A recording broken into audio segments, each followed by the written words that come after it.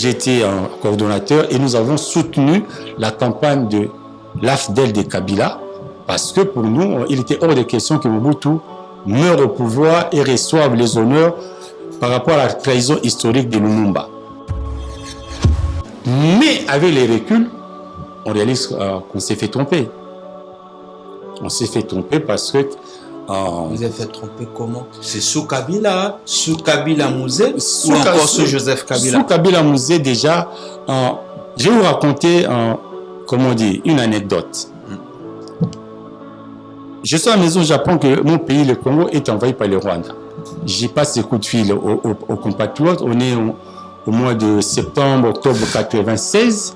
Et le Japon, qui est une réunion qui se tient à Montreuil avec nos aînés, et j'y vais. Et là, on a deux idéologues. On a Jean-Baptiste Moulemba, qui a été le premier PDG nommé par Kabila le père, à l'obément au fils de Bemalaki. Jean-Baptiste Moulemba qui dit, d'abord il y a Jacques Mabiala, un écrivain brillant congolais, Jacques Mabiala Moulou, il dit, même si on n'aime pas Mobutu, attention, c'est une invasion, ce sont les Rwandais. On doit se dresser pour barrer la route aux Rwandais derrière Mobutu. Moulemba dit, même si Kabila vient avec le Rwandais, c'est un patriote. Jamais on peut souscrire à un projet qui met en danger la souveraineté du pays. On dit, mettons-nous avec Kabila et les Rwandais pour chasser Mobutu, on aura fait un petit pas. Kabila, Joseph, vous l'envoyez dans les bois de Nanga et M23. Maintenant, Vital Kamerhe, qui est un allié d'État, comme vous dites, avec ses ambiguïtés aussi, hein, lui aussi, il est spécial. Mais on est dans une phase où ils doivent consolider leur alliance. Ils sont en plus des partenaires dans l'Union sacrée. Il ne faut pas oublier le rôle historique joué par Vital Kamerhe dans le processus qui mène Félix Tshisekedi au pouvoir. Nous, on banalise.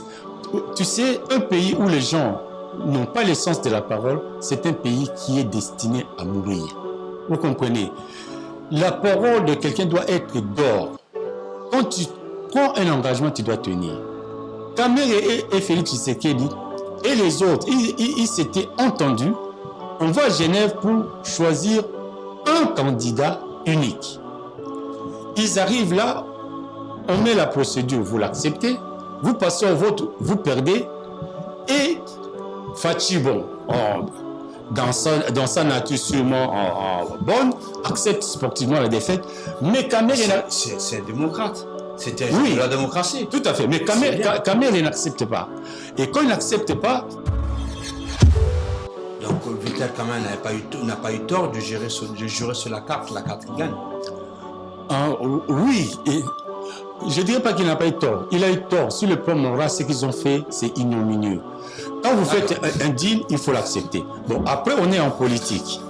Maintenant, qu'est-ce qui se passe? Donc, Vital Kamerhe, il a quand même été le stratège qui a eu la force mentale de refuser une situation qui échappait à leur plan et pour qu'on reste dans l'option Fachi. Et Fachi et Kamerhe s'étaient entendus. Fachi devait faire un mandat et le deuxième mandat devait être le mandat de Vital Kamerhe. Alors, d'après les accords qu'ils ont eu. Voilà, les accords cash, cap pour le changement. Alors, Nairobi. Voilà. Avec le procès 100 jours, Kamerhe s'est retrouvé en prison. C'était un moyen pour niveler ses ambitions présidentielles. Et là maintenant, ce qui se passe, qu'est-ce qu'on reproche à Kamerhe? Bon, il y a toujours des suspicions. Mais il arrive à Paris. Je pense qu'il y avait un événement au Sénat français. Oui, j'ai été présent même. J'ai eu ça à cette occasion, j'ai eu à le rencontrer le président Vital Kamerhe. Oui.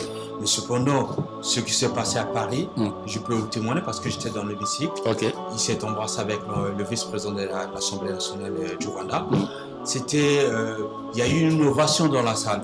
Et quasiment, il faut dire que toute la classe politique de la francophonie, bien sûr, qui était là, aimait que la RDC fasse vraiment la paix avec le Rwanda. Mais Kamerhe lui-même s'était déjà plaint qu'il n'a pas les moyens de mener sa politique comme il faut. Dans tous les cas, même s'il y avait des problèmes de gestion, il faut qu'il règle ça.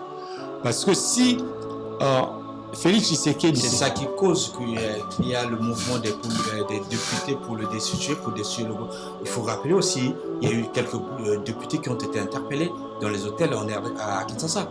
Ça, c'est 14 députés à l'hôtel Rotana. Ça, c'est une dérive dictatoriale dangereuse. Et j'espère que les choses vont revenir à la normale parce que ces députés-là, eux, ils faisaient une contre-émotion. Eux, ils sont pour soutenir Kamere. On a la démocratie. Donc, si les services de l'État commencent à intervenir sur les députés, c'est un élu du peuple. Oui. C'est pas quelqu'un qui est mandaté par le peuple. Voilà. Il y a le mandat, le suffrage universel. Voilà. On ne peut pas venir l'arrêter comme ça, comme un vulgaire, et le traîner dans les services. Neti, Congo et les Coloso Bundana Congo, c'est le Congo d'en haut contre le Congo d'en bas. Mutamba, Azubo Kondi, avant d'Agananda, qu'on a Vandaka, Akini Wabolate, a changé Mutukate, a changé Wamatsate, Aza Yabatu. Si vous avez la République ya Gombe, on va tamboula na ba cortège à sens unique, ata wabomi mutu asengata pardon te bafutate. Bato ba lingi soba zomo mona moke konsa mutamba batie na boloko po ba boma gaz na ye. Imaginez-vous dans le luxe le plus absolu, au cœur de Paris. Bienvenue chez Lucky Passport, votre service de transport en van limousine avec chauffeur, champagne et snacks de qualité. Détendez-vous dans notre van limousine somptueusement aménagée où chaque détail a été pensé pour votre confort. Des sièges en cuir spacieux, un ciel étoilé raffiné, un écran TV dans une atmosphère intime et élégante. Profitez d'une sélection de champagne fin, accompagné de délicieux snacks gourmets pour un voyage inoubliable à travers la ville lumière. Que ce soit pour une soirée spéciale, une occasion professionnelle ou simplement pour vous faire plaisir lors d'une après-midi shopping, notre service VIP vous garantit une expérience exceptionnelle.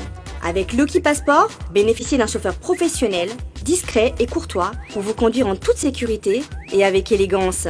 Réservez dès maintenant et laissez-vous transporter dans un monde de luxe et de raffinement. Lucky Passport offre également un service de covoiturage Paris, Bruxelles. Besoin d'un passeport congolais dans l'espace Schengen en toute légalité? Contactez Lucky Passport pour vos démarches administratives en un temps record. Lucky Passport, votre partenaire de prestige pour des moments inoubliables à Paris et vos démarches administratives. FB100, le spécialiste de l'événementiel. Pour tous vos événements de qualité, par des professionnels, avec DJ, équipement, projection de lumière, feux d'artifice, fumée lourde, rideaux LED, gâteau d'anniversaire avec chariot magnifique, service traiteur à la demande, piste de danse, proposition d'écran géant, photo vidéo, des caméramens spécialistes, des professionnels.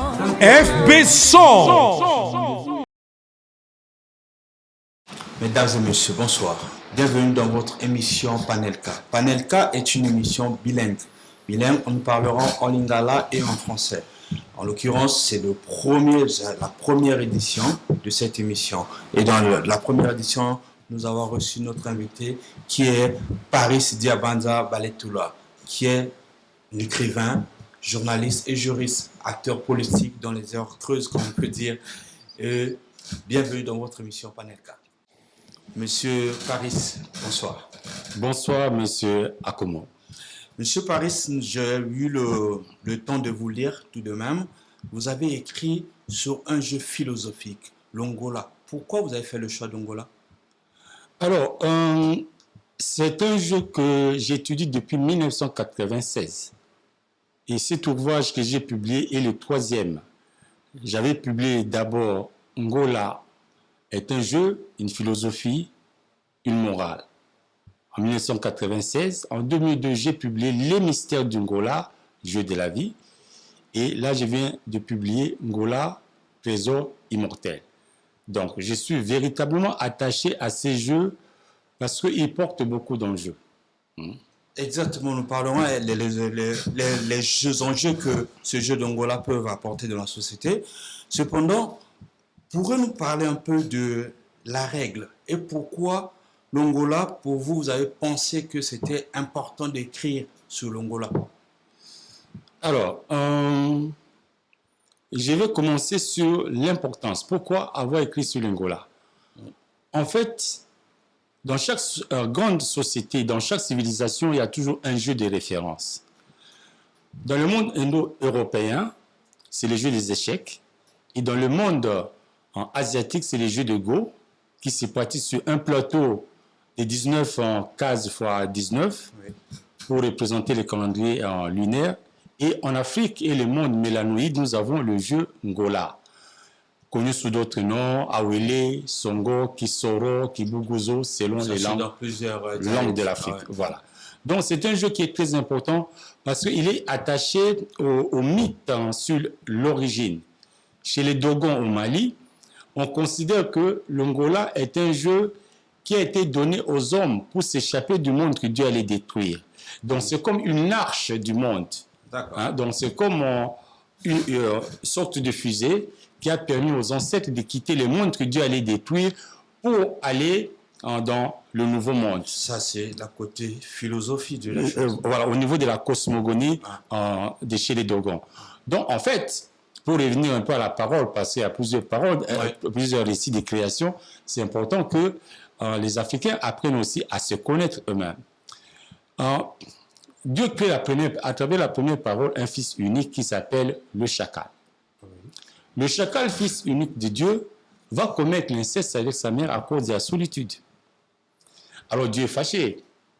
Tout ça là, on parlera, quand vous parlez là, on est bien d'accord que vous parlez d'Angola, de la création d'Angola. On est là à l'origine d'Angola. D'accord. Donc c'est une question de parole et la première parole, la première création correspondant à la première parole échoue parce que le chacal commet l'inceste avec sa mère. Alors Dieu va détruire le monde, mais par sa miséricorde, il envoie quand même des génies inspirer les hommes de telle manière qu'ils puissent créer une sorte de navette spatiale pour s'échapper du monde qui allait être détruit. Et cette navette spatiale-là, c'est l'Angola. Ça, c'est au niveau des mythes des origines. Le grand pharaon Narmer, Ménès, c'est lui qui va fonder la première grande civilisation humaine connue, la civilisation négro en pharaonique de l'Égypte. Narmer, quand il finit toutes les épreuves et qu'il réunit les deux terres, Basse et Haute-Égypte, l'ancêtre qui l'inspire va lui dire, tu vas changer de nom. À partir d'aujourd'hui, tu deviens Ménès. Men, M-E-N, comme table de jeu, et c'est le plateau de jeu Angola. Donc, chez nous au Congo, il y a un roi qui s'appelle Shamba Bolongongo. Il y a sa statuette au British Museum à Londres. On le voit, il verse une libation dans Angola. D'accord. Oui. Excusez-moi, M. Paris, ce n'est pas parce que je vous ai ravi la parole. Je voulais juste savoir également le plateau d'Angola. Il est composé à plusieurs trucs avec des graines. Cette réglementation, comment a été créée, comment a été faite, pourquoi? Alors, pour comprendre l'Angola, moi j'ai étudié plusieurs plateaux de jeu. On peut avoir des plateaux de jeu en forme. Chaque joueur a un classement. Oui, le classement, c'est sur le plateau équatorial uniquement. Et effectivement, avant de savoir jouer, il faut d'abord distinguer les plateaux de jeu. On a le petit plateau standard, 2 rangées de 6 cases, pratiquement souvent appelé Awele, Adito en Afrique de l'Ouest.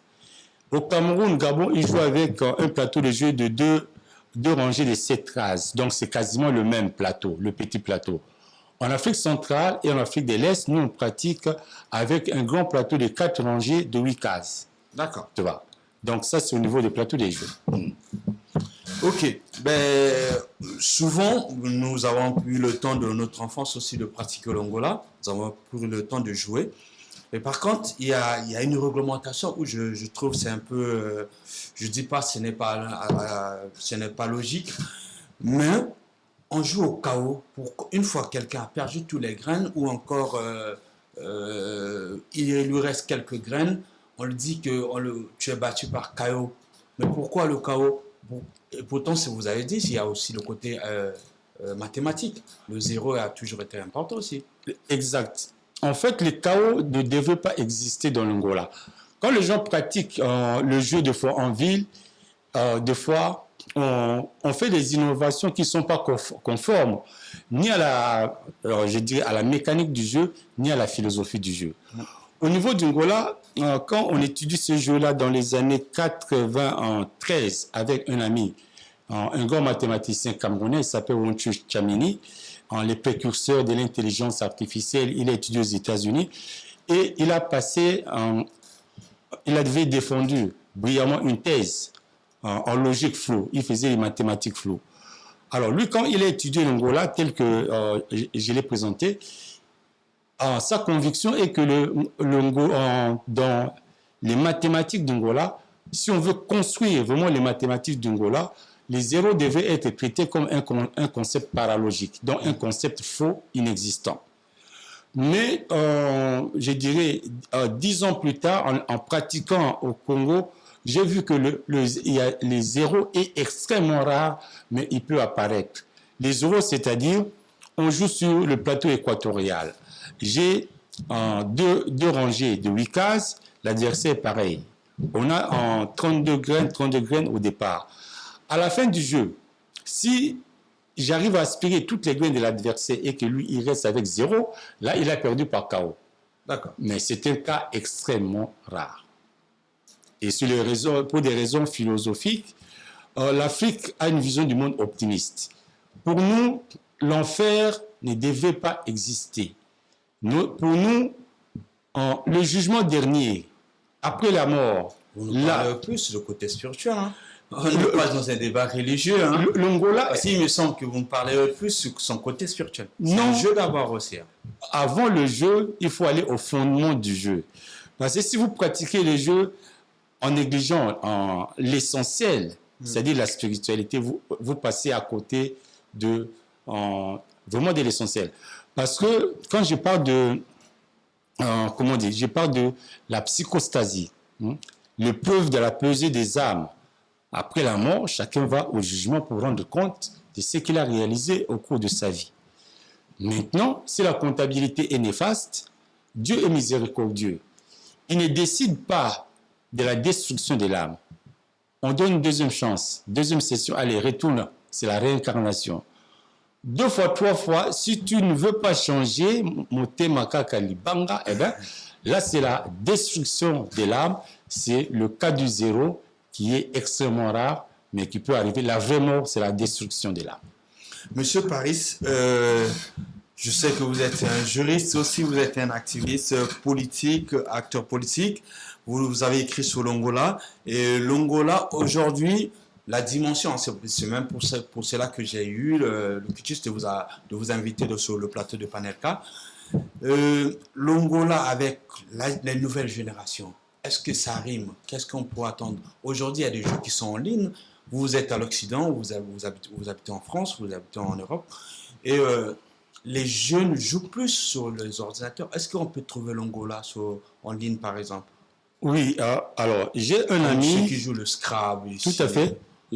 Déjà, il y a des sites, il y a des sites même internationaux où on peut jouer à la Wele. Donc, la version, je dirais, la version Angola de l'Afrique de l'Ouest, 2 rangées de 6 cases. Il y a des sites même internationaux où les gens peuvent jouer en ligne. Il y avait aussi un logiciel téléchargeable librement qui avait été conçu par un de tes compatriotes. Il s'appelle Marius Ikolongakoso, que je salue, qui était ingénieur chez Thales. Lui, il avait fabriqué un programme très intéressant avec un niveau de difficulté vraiment, très élevé. Moi, pour gagner, j'ai perdu 300 fois contre la machine avant de gagner. Et pour gagner contre la machine, il faut faire un match sans faute. Il faut jouer quasiment comme un dieu. Non. Si. Sérieux? Sérieux.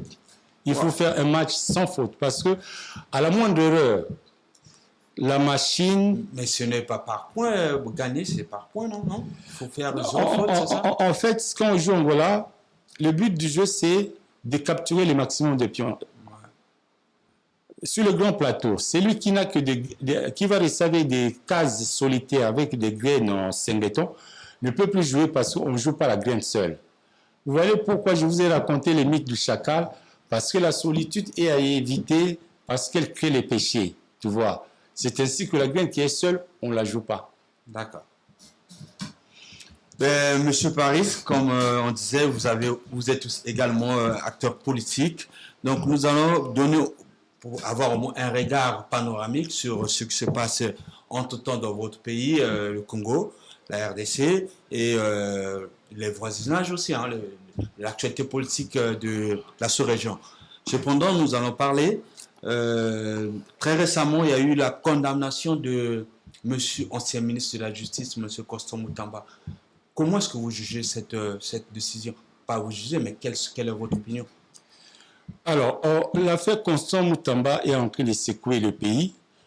Je pense personnellement, parce que j'ai suivi ce procès et j'ai suivi le parcours du jeune ministre d'État honoraire, Constant Moutamba, je pense qu'il s'agit véritablement d'un coup politique.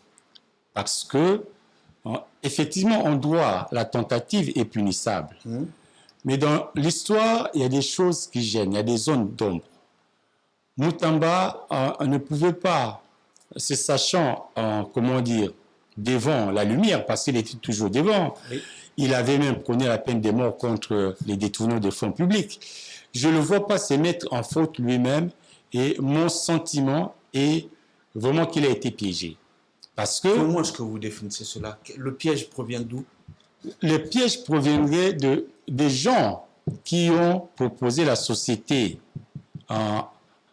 qui devait faire le marché. La société où on a viré les fonds. D'accord. Voilà. Donc, cette société-là, Moutamba n'en avait pas le contrôle et il a dit, en nombre d'États, il ne peut pas tout dire. D'accord. Mais cependant, nous pouvons dire que le commun des mortels dit que c'est une décision politique. Oui. C'est vrai? Vous pensez également que c'est une décision politique? Si. Parce qu'en fait, Moutamba, pourquoi Moutamba gêne? Moutamba gêne parce que en Afrique en général, je parle particulièrement de mon pays, le Congo, hein, les gens viennent en politique pour faire semblant de travailler. On ne travaille pas. On vient, on fait semblant de travailler et on regarde, on monte des projets qui sont surfacturés et puis on récupère des rétro-commissions, on s'enrichit en une vitesse fulgurante et puis le temps passe. Et puis dans l'entretemps, il faut vanter les mérites du chef, faire le dialelo, hein, ça permet de durer en politique. Moutamba, lui, il est venu pour résoudre les problèmes. Il a fait bien ou mal, on peut en discuter. Mais quand il sort les jeunes gens de prison, certains étaient arrêtés pour avoir volé une batterie. Il y a des gens qui étaient arrêtés, il n'y avait même pas de dossier. Donc, il y avait vraiment des cas de profonde injustice qu'il essaie de régler. D'ailleurs, il y a eu un jeune qui l'a reproché pour lui dire que Manda allait taper ici, là. Aujourd'hui, les gens disent que ce jeune était un prophète. Il n'avait pas eu de décision abusive aussi, non? Quand vous êtes dans l'action, quelque part, errare humanum est. Hein? Mais dans le fond, Moutamba avait une réelle volonté. Il a rendu des biens qui ont été spoliés, des femmes, comment on dit, maltraitées, isolées, faibles. Il a vraiment lutté pour, comme on dit, pour la veuve et pour l'orphelin. Maintenant, il est jeune, il est perfectible. Je pense que sur le plan stratégique, il lui a manqué un peu de maturité. Ça, on peut le dire. Mais là où son cas choque, il y a ça quand même... lui a manqué la maturité de quel contexte qu'on parlait? Il a bien géré quand même. Sur le plan de son travail... Sur le plan politique ou sur le plan administratif? Sur le plan de son travail au ministère, en tout cas... Il a eu des paroles de trop, vous dites? Certainement. Mais au niveau de son travail, l'histoire des prisons, le combat pour restituer les biens des gens, essayer la traçabilité financière, la lutte contre les mafias, il a fait son travail. Le problème, c'est que il y avait un excès. Vous venez de le dire, certaines paroles malheureuses. En fait, on ne tire pas sur tout le monde en même temps. D'où l'importance de pratiquer des jeux comme le Ngola pour apprendre la patience, hein, l'humilité aussi, la prudence. Vous savez que lui se voyait déjà le 6e président de la RDC. Ce n'est pas seulement les mêmes personnes qui l'ont promu, je veux dire, celui qui l'ont promis à être ministre, ce sont les mêmes qui l'ont condamné pour le mettre en prison. Ce sont les mêmes jeux politiques, c'est ça? En fait, ils ont peur de Moutamba. Toute la classe politique, là, en RDC, ils ont la majorité de l'opposition. Majorité comme opposition, c'est la même classe politique sur le plan idéologique. C'est des gens que moi j'appelle des collaborationnistes, dans le sens où ils veulent faire la politique essentiellement sous les aisselles. Nassama Pekaya Mindele, vous comprenez? Toute notre classe politique sont alignés derrière les dictats américains. C'est pour cela qu'il y a eu quand même des mouvements sur le plan international. Des jeunes de la diaspora se sont mobilisés pour apporter leur soutien à Constant Moutamba. D'autres même ont pu dire que on voyait à Moutamba de Thomas Sankara, de Lumumba et plus récemment de Ibrahim Traoré. Il a le style Sankara. Moutamba n'est pas parti en Europe, peut-être une fois en Turquie pour se faire soigner quand il était empoisonné. Regardez tous les autres, ils passent leur vie où? On tournait toujours ici en Europe. Moutamba, lui, seul voyage, il a fait un voyage au Mali. Regardez comment il a mouillé les maillots quand Goma et Bukavu étaient tombés. À part Jean-Pierre Bemba, on n'a pas vu les autres ministres. Ils étaient cachés, couchés, et la plupart de ces gens-là étaient prêts même à pactiser avec les gens de M23 s'ils arrivaient à Kinshasa. Moutamba, il a pris beaucoup de risques physiques pour ce pays-là, et il est mal récompensé. Mais en faisant de lui un martyr, c'est aussi une erreur stratégique que le pouvoir, que la coalition anti-Moutamba, ils sont en train de donner du volume à Moutamba parce qu'il y a des comités qui se créent ici en diaspora. J'ai été sollicité. Ce que vous voulez dire que la condamnation de M. Moutamba, aujourd'hui, le rend encore plus populaire. Ah oui. Il reviendra encore plus grand parce que dans notre pays, si je veux être méchant, mais nous sommes à la télé, il faut que je sois modéré. Normalement, il y a une disposition constitutionnelle. Quand tu as fait un mandat public, tu as été ministre, tu as été PDG d'entreprise du portefeuille, tu as été sénateur, je ne sais pas qui. Quand tu finis, normalement, à l'entrée, tu dois présenter l'état de ton patrimoine. À la sortie, tu présentes l'état de ton patrimoine. Alors, si on appliquait cette loi... Ça, c'est constitutionnel, ça. Voilà. C'est dans la Constitution. Voilà. Si on appliquait cette loi, je pense que plus de la moitié de nos gens seront en prison. Parce que nous avons vu comment ils sont venus, certains avec leurs bottes en caoutchouc, d'autres avec leur lipapa avec fusible. On a vu en 2-3 ans ce qu'ils sont devenus.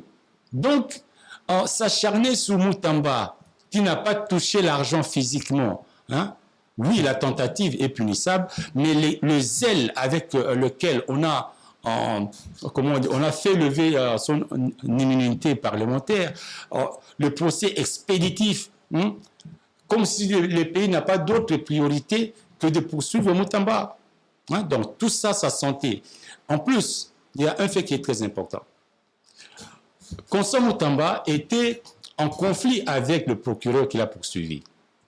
Pour deux choses. Moutamba dit, il arrive au ministère, au bout de 3 mois, le procureur avait déjà lancé une action pour faire arrêter Moutamba. Je pense que c'est le président qui a dû stopper. Ensuite, Moutamba va faire... Donc, il a eu de démêler. Des démêlés, parce que le type, il a acheté une villa à 900 000 euros en Europe, très au-delà de ses moyens. Moutamba l'a questionné sur l'affaire. Et donc, il y avait un conflit d'intérêts. Ce procureur-là ne pouvait pas juger Moutamba. Vous voyez, donc, je n'ai même pas compris comment les avocats... Il est condamné aujourd'hui, Constant Moutamba. L'ancien ministre de la Justice, Constant Moutamba, a eu à lancer un mandat d'arrêt international, en l'occurrence en la personne de l'ancien président de la République, Joseph Kabila. Est-ce que sa décision tenait la route? Pourquoi cette décision? Pourtant, on sait, d'autres disent que c'est un poulain de Joseph Kabila. Il a travaillé avec lui. Mais je pense que ça c'est quand j'ai parlé d'immaturité, il y a tout ça. Parce que lui, on s'est servi de lui. On s'est servi de lui comme d'un commando qu'on envoie au casse-pipe. Parce que je pense que l'affaire de Joseph Kabila, ancien président de la République, c'est quelque chose qu'il fallait traiter. Quand vous dites on s'est servi de lui, lesquels?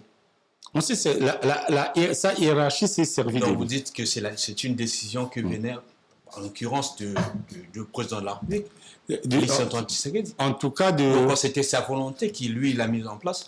En tout cas, oui, en tout cas, inspiré par les stratèges qui conduisent très mal du reste, la guerre et la diplomatie de la RDC. On a des stratèges qui sont très influents autour de Tshisekedi et qui lui font faire beaucoup de bêtises.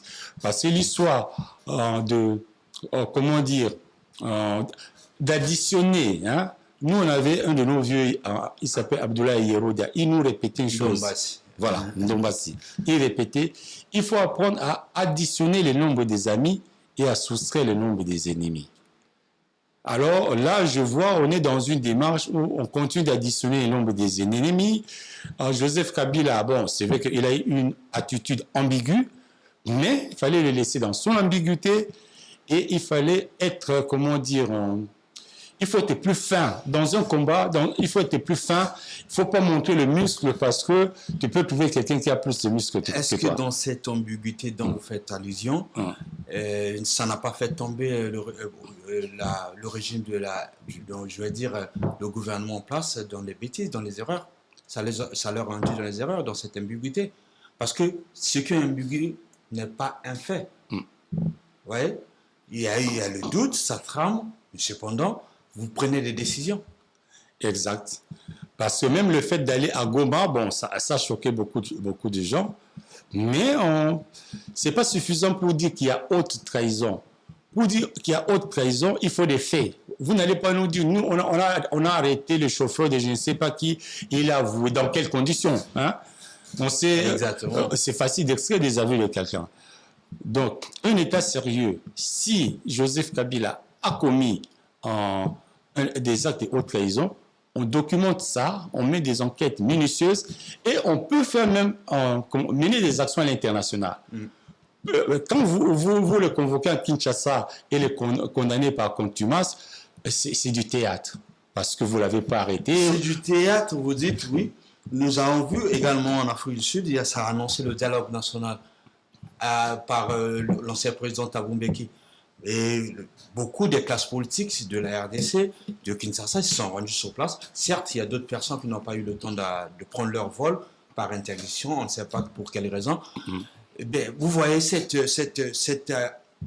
appel du dialogue, c'est l'issue, même encore la voie la plus saliente de la sortie de la crise en RDC. Alors, depuis que le Rwanda nous agresse, on est à plus de 30 dialogues. Mais là, on demande un dialogue exclusif, national. On est quasiment à près de 50 dialogues déjà. Non, mais ce dialogue, on demande un dialogue national exclusif. C'est très différent de ce dialogue inclusif avec Thabo Mbeki. Il faut voir, les facilitateurs doivent être fiables. Thabo Mbeki n'est pas fiable. Thabo Mbeki, déjà, c'est pas quelqu'un qui a milité. Son père fait partie des fondateurs de l'ANC. Lui, il était à Londres. C'est un petit bourgeois qui a grandi à Londres et qui ne connaît pas grand-chose et qui est coopté par des puissances qui veulent dominer l'Afrique. Et quand Thabo Mbeki, il a toujours été hostile à la RDC, vous voyez. Et là, pour une fois, je suis d'accord avec le président Tshisekedi qui refuse ce genre de dialogue. Et ce genre de dialogue, c'est aussi une tactique. Quand Goma est tombé, il y a la CENCO et les CC qui ont initié une démarche pour un pacte social. Les concepteurs du pacte social, c'est même Didier Moumengi, à travers son livre La paix tout de suite. J'ai été approché pour faire partie du noyau qui devait enrichir la réflexion pour faire passer cette idée. Mais j'ai dit non à travers une conférence publique que j'ai faite à Paris le 22 mars de cette année, Métro République à la Bourse du Travail, pour dire pourquoi j'étais contre ce pacte-là. Sur le plan de sa conception, le pacte-là avait deux écueils. Il y avait un mot manquant, c'est-à-dire le mot justice. À aucun moment on avait dit pacte pour une paix juste. Et puis il y avait un mot de trop, c'est un pacte social pour la paix au Congo et le bien vivre ensemble au Congo et dans la région des Grands Lacs. Non! Cette histoire de bien vivre ensemble, ça s'appelle du désarmement moral. On nous dit, oui, les Français et les Allemands aussi se sont entendus après la guerre. Mais il y avait une Nuremberg. Il y avait un tribunal où les nazis, c'est-à-dire les gens qui ont commis des crimes de masse, ont été sanctionnés, jugés et sanctionnés. Donc, il n'y a ni repentir du côté du Rwanda, ni jugement qui puisse condamner comme l'Ouganda a été condamné. Nous ne pouvons pas être amis avec le Rwanda. Donc, cette histoire-là, vous resterez éternellement voisins, même si vous n'êtes pas amis. Ça, ce sont, comment on dit, des formules qu'on balance pour endormir les faibles d'esprit. Hein. Le Rwanda a commis des crimes graves dans notre pays. Il ne peut pas s'en tirer comme ça, sans sanction, sans, comment on dit, punition, ou du moins repentance et réparation.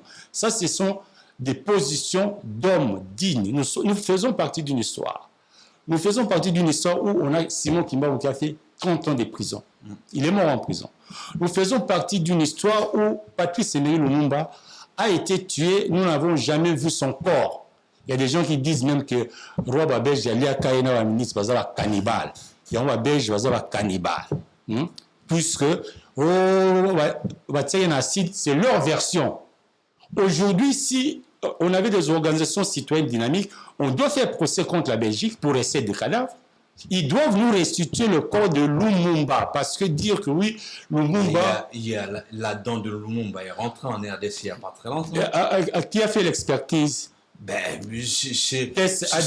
Ce n'est pas vous et moi qu'on va aller demander le test ADN. Si la RDC a accepté, a reçu la dent de Lumumba, certainement ils en avaient la certitude que c'était vraiment la dent de Lumumba. Pourquoi mettre un doute? Je vais vous faire un aveu. En 2012, février, je pense, j'avais organisé une conférence à Paris Métro Belleville. J'avais invité le sociologue belge Ludo De Witt. C'est lui qui a écrit le livre Le massacre, l'assassinat de Lumumba. Et c'est son livre qui a créé les scandales pour créer la dynamique qui va aboutir jusqu'à la restitution de la dent. J'ai invité Maître Marchand, qui est l'avocat de la famille de Lumumba, et j'ai invité les cinéastes allemands, Thomas Giffer. C'est lui qui a fait le documentaire où on voit les types qui montrent la dent. Mais c'est la version de ce type-là. C'est sa version. Pourquoi voulez-vous que cela soit notre version officielle? Ça va trouver un grand débat pour les scientifiques ou encore le moyen. La RDC, l'État pouvait déléguer les gens pour aller authentifier la dent de Lumumba. Cependant, nous parlerons toujours politique. Il y a eu dialogue qui s'est annoncé par Thabo Mbeki. Et cependant, il y a une entrée politique qui s'annonce en RDC bientôt. Et il y a même une tentative. En fait, il y a des rumeurs qui tremblent dans la rue disent que il y a une tentative. Normalement, ils annoncent la décision du bureau de l'Assemblée nationale. Pensez-vous que Vital Kamerhe pourrait partir? Tout est possible en RDC. Tout est possible. Et là c'est encore, un allié de taille quand même. C'est là que je dis, additionner le nombre des amis, ce serait le nombre des ennemis. Quand Kabila, qui était ambigu, on fait tout pour essayer de le renvoyer dans les bras des Nanga et des Kagame. J'ai suivi l'argumentaire des avocats contre Kabila. J'étais sidéré. Oui, c'est un Rwandais, on doit le poursuivre pour espionnage et non pour haute trahison. Voilà, mais ce sont des aberrations. Il était président du pays pendant 18 ans. Il y avait quand même cette suspicion qu'il était Rwandais. Honoré Ngwanda, beaucoup de gens, de combattants, menaient campagne pour dire que c'était un Rwandais. À l'UDPS, Étienne Tshisekedi lui-même, ses partisans chantaient Yachichi Ezongisaye na Rwanda. Il y a eu des vidéos aussi où il disait que nous avons ça au Rwanda. Voilà. Donc, ils savaient qu'il était rwandais. Ils ont accepté qu'il soit président du Congo. Et Tshisekedi a passé un deal avec lui pour prendre le pouvoir. Donc, si tu as pris le pouvoir d'un espion, d'un imposteur... Le président Félix Tshisekedi nous a annoncé que c'était le meilleur partenaire. C'est lui le père de la démocratie. Vous voyez en politique les poids de mots. Alors, comment celui qui est le père de la démocratie, du jour au lendemain, peut devenir un Rwandais? Donc, là, il y a un problème. Le problème, c'est quoi? Si au niveau de la responsabilité des gens qui ont été ministres avec lui, au niveau de la responsabilité des gens qui étaient des hauts magistrats dans ce pays... Non, mais d'ailleurs, il y a même une constitution que lui, il a promulguée. Voilà. Voilà. Si c'est lui le président de la République à cette époque, il a promulgué une constitution et c'est la même constitution que vous vous êtes battu jusqu'à maintenant. Et si vous dites que lui, il n'est pas vraiment, comme vous dites, ce n'est pas lui, parce que au procès on a sauvé que ce n'est pas, il a été traité comme Hippolyte Kanambe et non comme Joseph Kabila. Est-ce que ce sont deux personnalités, deux personnages, ou encore c'est vraiment le président Kabila toujours en condamné? Là, j'ai dit, ça c'est de la légèreté. Moi, j'ai eu beaucoup de problèmes avec... quand Mouzé a été assassiné, on a créé une organisation qu'on appelait la Mission 17 janvier Congo Debout. Il faut rappeler qu'à vous étiez un ancien AFTEL. Oui, j'ai été le coordonnateur de ce qui s'appelait la CODESAD, Coordination des organisations démocratiques zaïroises de la diaspora. J'ai été un coordonnateur et nous avons soutenu la campagne de l'AFDEL de Kabila parce que pour nous, il était hors de question que Mobutu meure au pouvoir et reçoive les honneurs par rapport à la trahison historique de Lumumba. Mais avec les reculs, on réalise qu'on s'est fait tromper. On s'est fait tromper parce que... vous avez fait tromper comment? C'est sous Kabila Mouzé ou encore sous Joseph Kabila? Sous Kabila Mouzé, déjà, je vais vous raconter, comment dire, une anecdote. Je suis à la maison au Japon que mon pays, le Congo, est envahi par le Rwanda. J'ai passé coup de fil aux compatriotes. On est au mois de septembre, octobre 1996. Et le Japon, qui est une réunion qui se tient à Montreuil avec nos aînés, et j'y vais. Et là, on a deux idéologues. On a Jean-Baptiste Moulemba, qui a été le premier PDG nommé par Kabila les pères, à l'Obéma, au fils de Bemalaki. Jean-Baptiste Moulemba, qui dit, d'abord il y a Jacques Mabiala, un écrivain brillant congolais, Jacques Mabiala Molou, il dit, même si on n'aime pas Mobutu, attention, c'est une invasion, ce sont les Rwandais. On doit se dresser pour barrer la route aux Rwandais derrière Mobutu. Moulemba dit, même si Kabila vient avec le Rwandais, c'est un patriote. Jamais on peut souscrire à un projet qui met en danger la souveraineté du pays. Donc il dit, mettons-nous avec Kabila et les Rwandais pour chasser Mobutu, on aura fait un petit pas. Après, on verra avec les Rwandais. Donc, il y avait quand même un débat. Je pense que nous n'allons pas aller réveiller les vieux de moi parce que nous avons connu ce qui a donné ensuite l'entrée de l'AFDL et la gestion de Mouzé Laurent Désiré Kabila jusqu'à son assassinat et ainsi de suite jusqu'à l'arrivée de Joseph Kabila. Le vrai problème dont je posais la question, où je n'ai pas encore trouvé votre opinion, votre manière de dire, ou encore votre manière de voir les choses, dont je parlais, la décision du bureau de l'Assemblée nationale de Vital Kamerhe.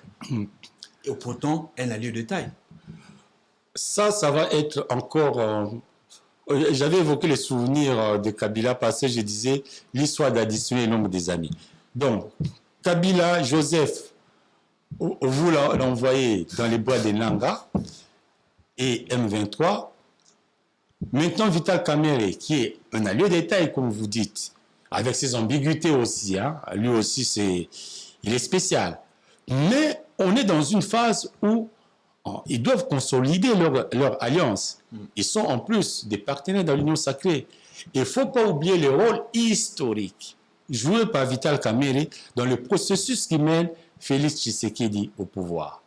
Quand ils sont partis à Genève pour choisir un candidat unique de l'opposition, c'est Martin Fayulu qui a été plébiscité. Plébiscité par la Mouka. Voilà. Et en ce moment-là, Félix Tshisekedi accepte sa défaite et félicite. Il accorde une interview et félicite. Il dit nous avons un seul candidat, c'est Martin Fayulu. Voilà. Mais la seule personne qui n'avait pas cru en Martin Fayulu, on va dire, c'était Vital Kamerhe.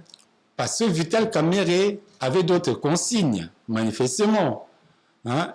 Il venait d'où les consignes de Vital Kamerhe? Les consignes venaient de... C'est un président national du parti. Les consignes venaient de quelque part. Parce que, en fait, dans notre pays, le problème, c'est quoi? Vous faites allusion encore quand vous dites les consignes venaient de quelque part. Je vais être plus précis après. Oui. Là, ce que je veux montrer, c'est quoi? Moi, on banalise.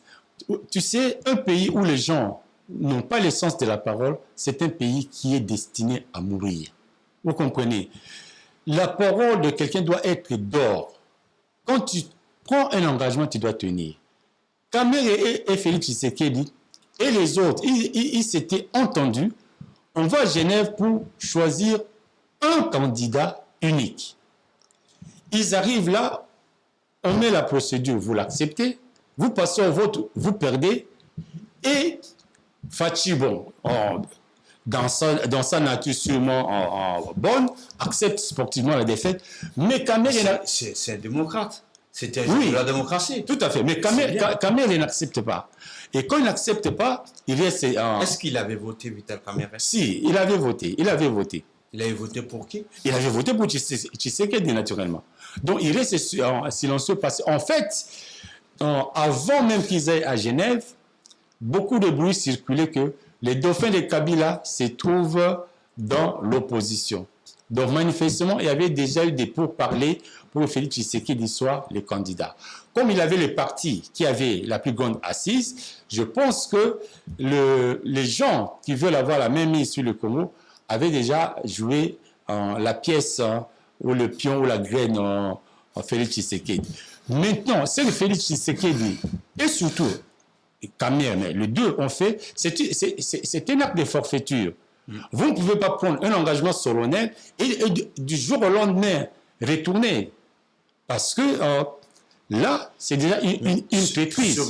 Ce retournement de Félix Tshisekedi, bien que ça a été lancé par Jean-Marc Kaboul, mais l'initiative est venue de Vital Kamere. Parce que Vital Kamere lui a fait croire que lui, il avait la base politique. Ouais. Donc Vital Kamere n'a pas eu tort de jurer sur la carte qui gagne. Oui, et je ne dirais pas qu'il n'a pas eu tort. Il a eu tort. Sur le plan moral, ce qu'ils ont fait, c'est ignominieux. Quand vous faites un deal, il faut l'accepter. Bon, après, on est en politique. Maintenant, qu'est-ce qui se passe?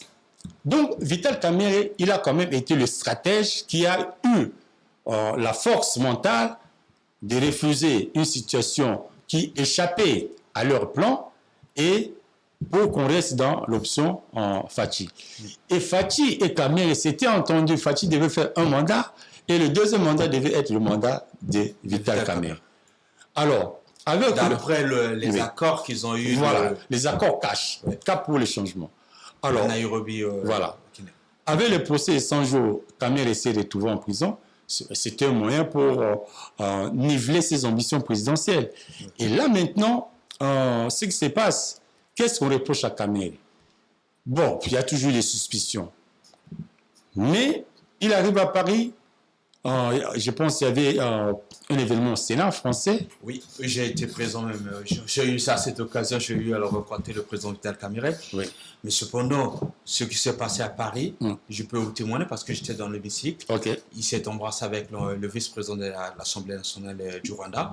C'était, il y a eu une ovation dans la salle. Et quasiment, il faut dire que toute la classe politique de la francophonie, bien sûr, qui était là, aimait que la RDC fasse vraiment la paix avec le Rwanda. Oui, moi, cet acte-là, pour moi, c'est un acte qui ne m'a pas choqué. Hein. Bon, pour beaucoup de gens, c'était un acte de traîtrise, mais je pense qu'ils ne comprennent pas le jeu de la diplomatie, hein, la diplomatie parlementaire. Donc, pour moi, ça, c'était pas... Un acte de traîtrise pour avoir embrassé son homologue du Rwanda? Oui, parce que les deux pays, on est en guerre. Mais je pense que c'était exagéré comme débat. Maintenant, aujourd'hui, on nous dit non, il gère mal, il y a opacité. Mais Kamere lui-même s'était déjà plaint qu'il n'a pas les moyens de mener sa politique comme il faut. Dans tous les cas, même s'il y avait des problèmes de gestion, il faut qu'il règle ça. Parce que si Félix Tshisekedi... C'est ça qui cause qu'il y a le mouvement des députés pour le destituer, pour destituer le gouvernement. Il faut rappeler aussi, il y a eu quelques députés qui ont été interpellés dans les hôtels à Kinshasa. Ça, c'est 14 députés. Oui. À l'hôtel Rotana. Ça, c'est une dérive dictatoriale dangereuse. Et j'espère que les choses vont revenir à la normale parce que ces députés-là, eux, ils faisaient une contre-émotion. Eux, ils sont pour soutenir Kamere. On a la démocratie. Donc, si les services de l'État commencent à intervenir sur les députés, c'est un élu du peuple. Oui. C'est pas quelqu'un. Il est mandaté par le peuple. Voilà. Il y a le mandat du peuple. Il y a le suffrage universel. Voilà. On ne peut pas venir l'arrêter comme ça, comme un vulgaire, et les traîner dans les services. Donc je pense que cette affaire, dans l'intérêt, parce que vous voyez, quand les gens parlent de dialogue, pourquoi nous on est contre les dialogues comme j'avais dit? Parce que le dialogue, c'est une démarche, comme j'ai dit, de désarmement mental. En même temps, c'est une démarche politicienne. Hein. Le seul intérêt des gens qui vont au dialogue, c'est à la fin du dialogue, on partage le gâteau. Hein. Donc, on crée des structures, on va dire commissions, des mécanismes de suivi des accords d'Addis Abeba qui deviennent une institution avec un cabinet, avec un budget. On crée le CNSA. Donc, il y a plein d'institutions. Est-ce que vous pensez qu'il sera candidat en 2028? Je sais qui dit? Non, Félix Vital Kamerhe. Il peut être candidat. Il peut être candidat, mais moi j'aimerais que Constant Moutamba soit candidat. Il a 3 ans en prison. Il va sortir en 2028. Mais on ne sait pas. Les agents politiques, Vital Kamerhe également, il était emprisonné et on a vu, il a été innocenté quelques années après. Donc, Monsieur Paris, nous avons passé un bon moment avec vous. Toutes les questions ont été évoquées. Je pense que nous avons bien élucidé nos questions et nos publics, les téléspectateurs également, entre guillemets, certainement ont été satisfaits de vos réponses ou encore de vos analyses. Certainement, vous avez d'autres choses à dire ou encore quelque chose qu'on n'a pas évoqué. Alors, tu vois, on a lingala mouké parce que tu vois que tu vas lingala, mais tu vois qu'on a le poto. Mbote Banamboka, Banandi à Kassima TV. Alors, bon, moi, je suis to beti aza masolo ya kati, aza masolo ya kati. Omoni. Na likamba Constant Moutamba, omoni pour la biso ezali neti Congo a likolo ezobundana Congo a c'est le Congo d'en haut contre le Congo d'en bas. Moutamba azu bokonzi avandaka na ndako na avandaka akini wabola te, a changé mutuka te, a changé bamatsa te, aza ya batu. Siko bato ya République ya Gombe oyo batambola na ba cortège à sens unique, ata babomi mutu asenga ata pardon te bafuta te, bato wana balingi so bazoma mwana moke Constant Moutamba batia ye na boloko po baboma gaz na ye te tondima yango te. Justice fo ezala pa ya moto nyonso to, so bolingi bokanga bamiyibi bokanga bango nyonso to. Bolobaki so moto azwi akoti na pouvoir alakisa biloko na ye patrimoine, soki abimi alakisa biloko na ye sikoyo mponi mobeko wana bosalelaka te. Totala nani akobima mobimba, nani akobima mobimba. Moutamba aza jeune, asali mosala na ye kitoko, il est bien formé, abundi etumba ya mboka, et c'est vraiment une injustice ya kobimisa ye moyibi na kati ya misolo mpe asimbi na ye te ozomona. Donc mpona na lingala na bala eloko wana na oyo etikali, donc tozala bomoko, tozala mpenza molende, surtout bajeune. Eloko moko na lisano Angola oyo fo bobana kobeta po bozwa bwanya bakoko batikela biso na mayele. Bwanya soko beta Angola te eza neti toza pion badinga bazotinda na bozoba, kende yiba, kende sala kuluna, kende boma bazokosa yo. Lisano Angola ezolakisa biso te zwa ndeko na yo kongomani lokola lipasa na yo. Yo ntimba kongomani mosusu azala nzuzi, yo mbo ye mpia amba komba shako. Tozala na bomoko bolingwa bana mapasa po totombola ekolo na biso. RDC malgré mikakatano ya mboka elaka ekotombwama tikana quelque temps pour tout ça. Kasi RDC etombwama na mosala pina ngoya biso nyonso. Ndeko ya na komo. Merci beaucoup Monsieur Paris. Ben, nous rappelons des téléspectateurs que nous mettons un terme à notre émission Panel K et nous avons eu le plaisir sur le plateau de recevoir l'écrivain, journaliste et juriste Monsieur Paris Diabanda Baletula a élaboré bien la question, bien la réponse, a élaboré la réponse c'est kitoko montant ça la opinion et sur ce nous mettons un terme à cette première édition et à prochainement.